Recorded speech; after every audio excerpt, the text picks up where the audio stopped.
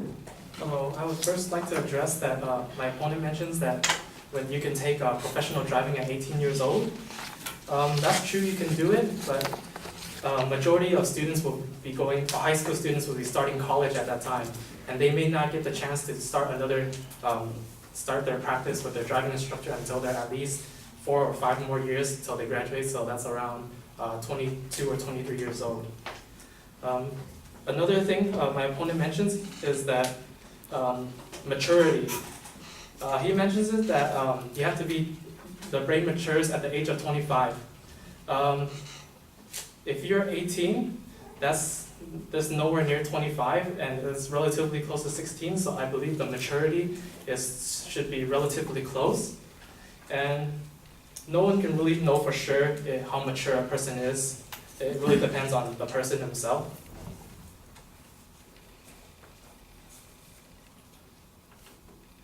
My opponent also addresses how distractions can cause a problem for teens.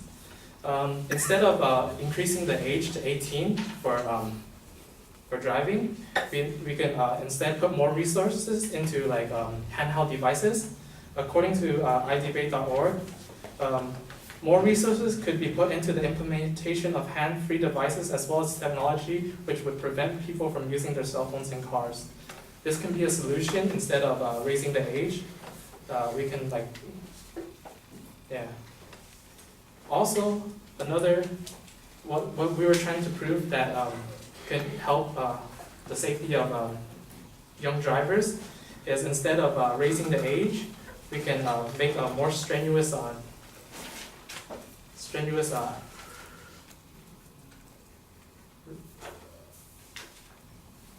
practices or training before they can actually start driving, and have harsher rules. A harsher rule we can do is from U.S. News. Restricting driving after 9 p.m. cuts fatal crashes by 18% compared with stats with no restrictions.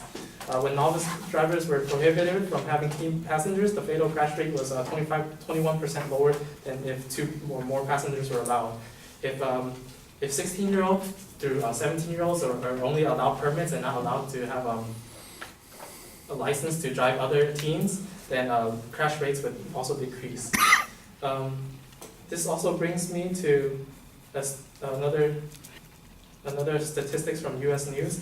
The district topped the list by having some of the most rigorous laws in the country, governing driver's license requirements for teams, banning texts from all drivers, and using automatic traffic cameras to curtail speeding, according to analysis of Data U.S.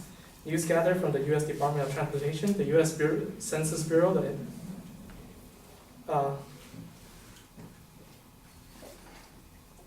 According to this, we're actually the top 6 because of California is actually the top 6 of safest drivers, like the best drivers, according to this, because of our strict rules. South Dakota is more lax in their rules, and that's why they're on the ranked bottom.